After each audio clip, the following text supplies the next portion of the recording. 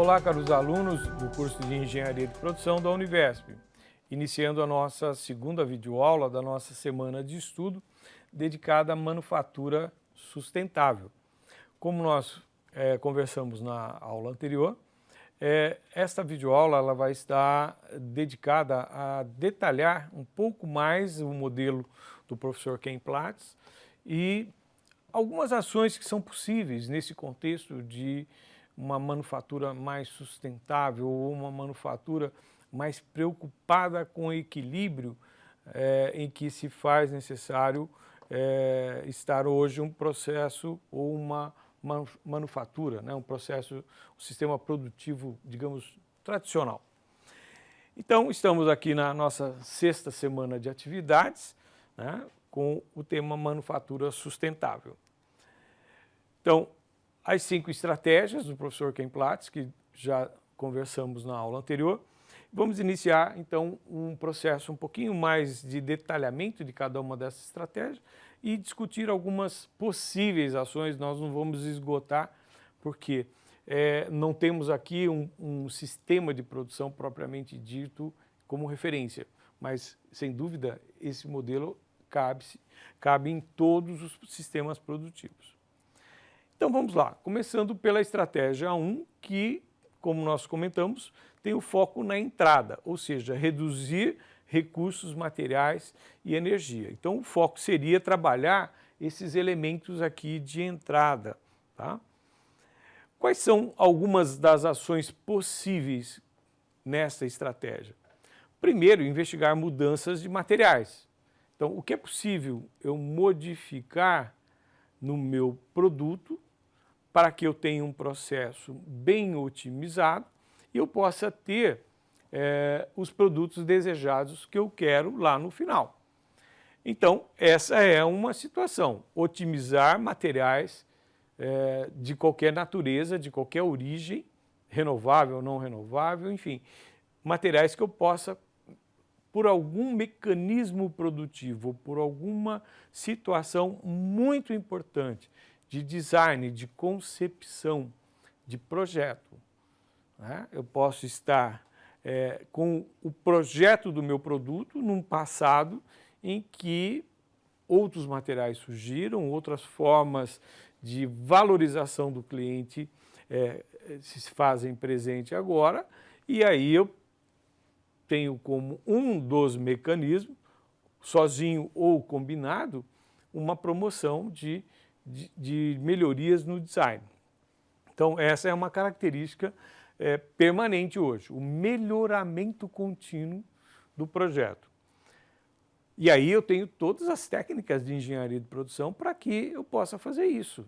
Então, é muito importante, como a gente tem dito, vocês irem lá nos conhecimentos adquiridos em outros conteúdos, o quanto isso pode estar presente num processo focado de manufatura sustentável. Facilidades, né? Como a gente viu, eu não consumo só materiais, eu consumo outros insumos, que é muito comum aparecer na nossa literatura de engenharia de produção como facilidades. Então, uma das questões que pode ser, digamos assim, trabalhado para o bem da sustentabilidade é a própria concepção do ambiente do sistema produtivo.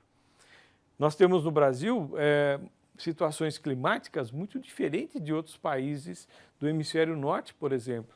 Então, saber utilizar a iluminação natural e a ventilação natural é uma característica que leva a menor consumo de energia. A iluminação, né, diminui o consumo de energia com lâmpadas de iluminação. Hoje nós temos tecnologias mais acessíveis e de menor custo e que causam grande impacto no consumo de energia. E nos processos em si, diminuir o consumo de energia em motores elétricos, né? Por exemplo, qualquer sistema produtivo tem muita dependência de motores elétricos. As máquinas, de uma forma geral, são todas concebidas com motores elétricos.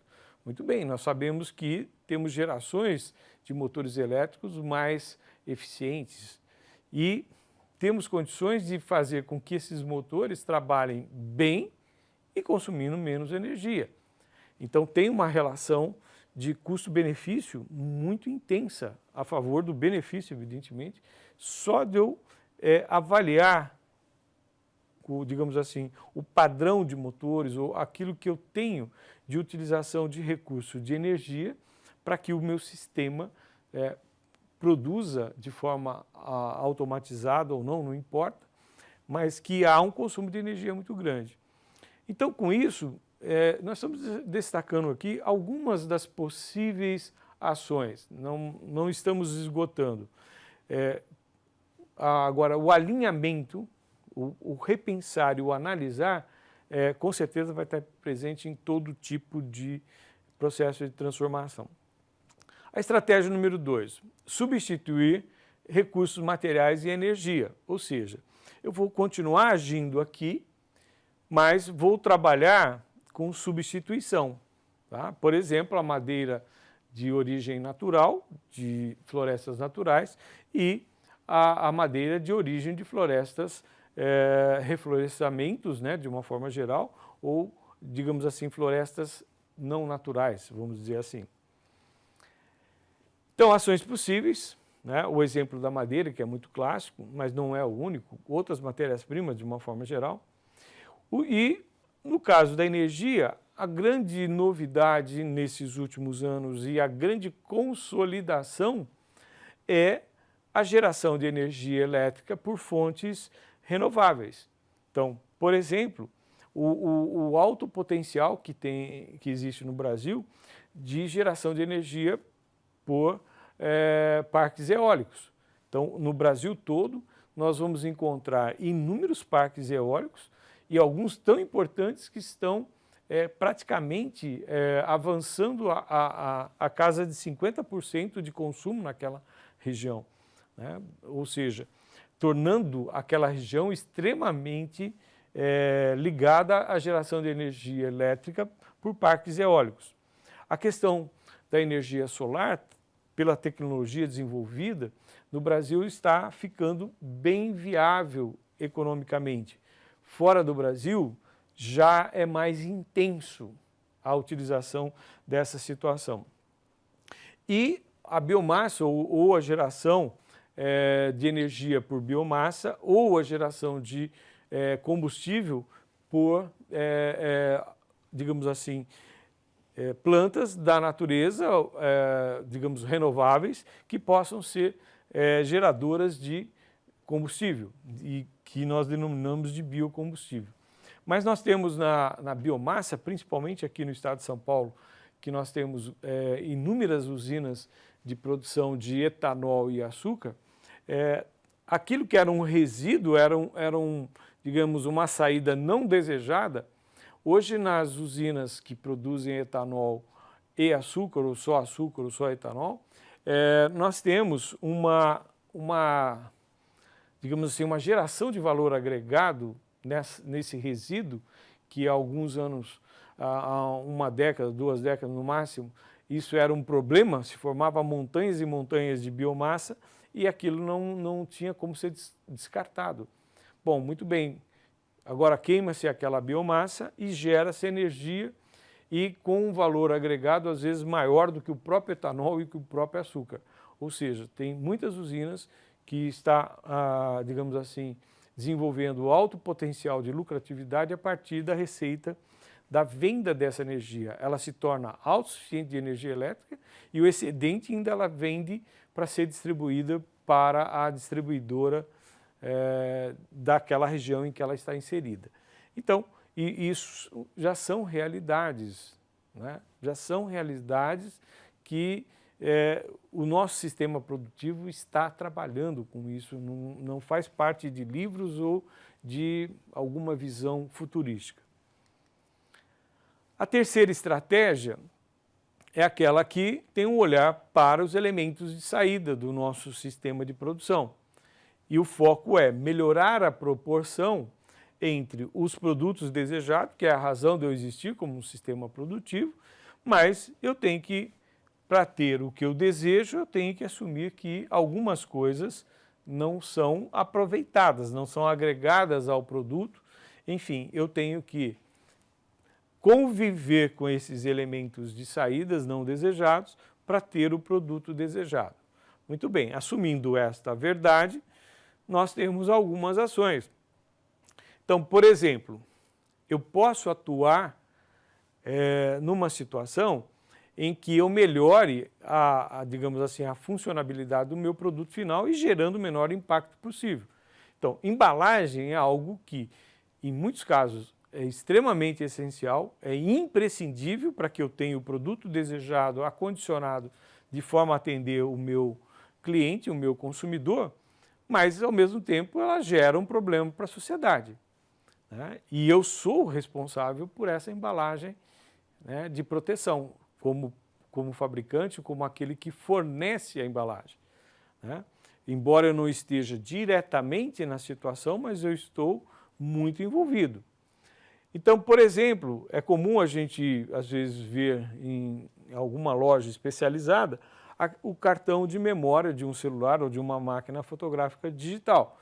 É um cartão pequeno, mas que a embalagem que é acondicionada a esse cartão é muitas vezes 10, 20 vezes maior, e aquilo tem que ter um apelo de marketing, tem que ter o próprio, digamos assim, o próprio acondicionamento para preservar as características desse cartão. Mas aquilo vai para um lixo e, se não for descartado adequadamente, se todo mundo for descartar inadequadamente a embalagem do cartão de memória, nós vamos ter, com certeza, um lixo com materiais de alta, digamos, contaminação do ambiente. Redução de sucatas ou materiais residuais inerente ao processo. Então, isso daqui, muitas vezes, eu não tenho como conviver. O meu produto desejado exige que uma placa ou um material seja estampado na forma de uma circunferência. E o fornecedor desse material só me fornece em formas retangulares. Eu vou ter que estampar e, ao fazer esse corte, eu tenho desperdícios naturais. Eu não consigo fazer uma circunferência sem eliminar, não gerando, né, resíduos desse corte. Então, o que fazer? Esse é o ponto. Eu não consigo. Como trabalhar esse resíduo que é inerente ao processo? Redução da toxicidade de recursos utilizados nos produtos finais. Então, quais são os elementos que eu tenho que utilizar e que possuem grau de toxicidade que eu coloco em risco o próprio consumidor ou no descarte, no pós-consumo, isso vai para uma situação de aterro, eu vou reciclar isso, como que vai ser? Eu vou buscar isso no ponto de descarte e vou trabalhar, enfim. Um exemplo muito visível hoje no nosso entorno é a questão de pilhas, baterias e materiais químicos, tipo solventes, né? A preocupação com a toxicidade. Na quarta estratégia, ou seja, reutilização dos elementos de saída, então é aquele momento em que o que vou fazer com os produtos não desejados? Eu tenho condições de introduzi-los novamente no fluxo de transformação, ou seja, o que saiu aqui, eu consigo trazer para cá? Então, existem alguns processos que isso já são muito consagrados.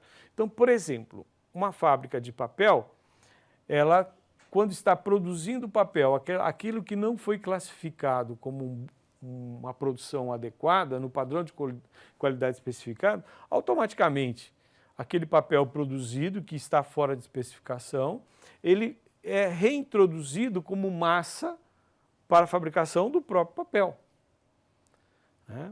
Ou, como que eu faria aqui?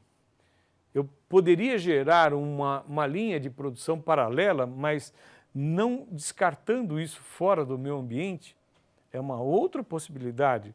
Eu posso criar aqui um fluxo de transformação em que eu utilizo essencialmente o que for descartado aqui, ou seja, eu fico num sistema fechado, isso não sai de dentro do meu processo e eu vou aumentando aquilo que eu possa vender como um produto e posso ter receita com isso e não simplesmente descartando, mesmo fazendo um produto com valor agregado um pouco menor. Então, algumas ações possíveis, além dessas que a gente já comentamos. A utilização de sucatas e o material residual, que é próprio do processo, novamente no produto principal. O exemplo do papel. Indústria de transformação de polímeros, né, a indústria de plásticos de uma forma mais genérica, ela é muito sensível a esse tipo de situação. Ao injetar com a matéria-prima utilizada pela primeira vez, eu posso ter excessos, ou seja, aquele processo de injeção tem uma parte que fica no produto e o excesso eu tenho que retirar, e esse excesso retirado eu posso novamente,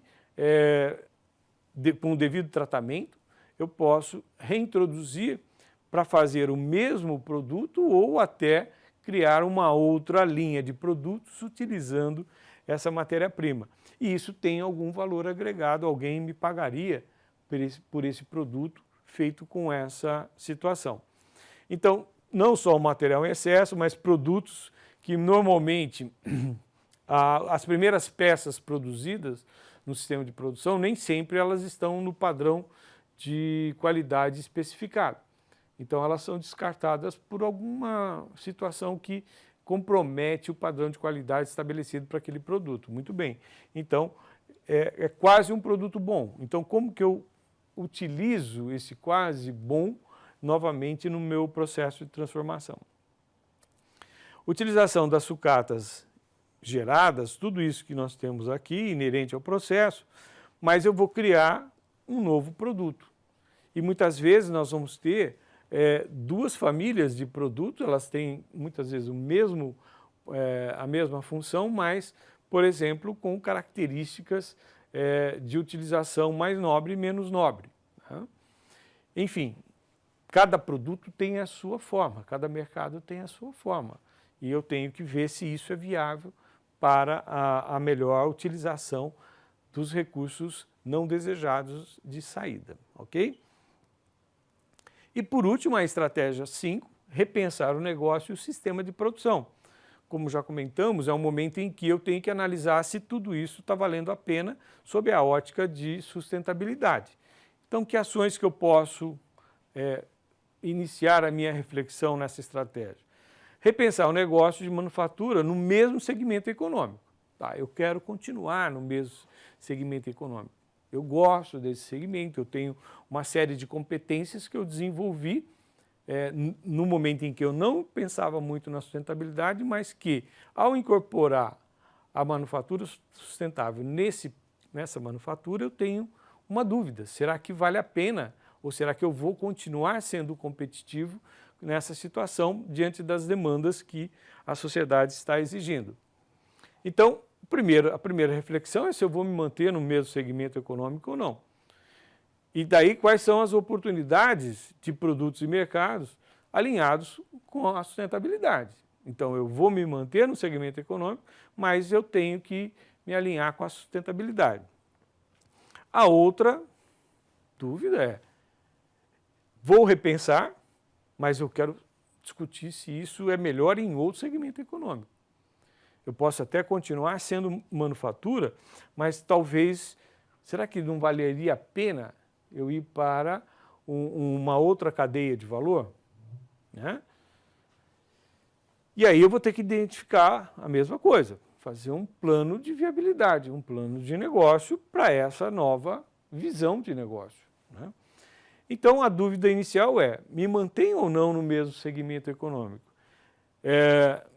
E se eu vou mudar de segmento econômico, que opções, que oportunidades, o que eu consigo identificar de demanda e o que eu consigo identificar que talvez num outro segmento econômico o consumidor, o cliente, ele até pague mais se ele tiver a certeza que eu estou fornecendo com sustentabilidade. Então tem alguns segmentos que as pessoas acabam pagando mais porque querem saber que aquilo está, digamos assim, politicamente correto com a sustentabilidade.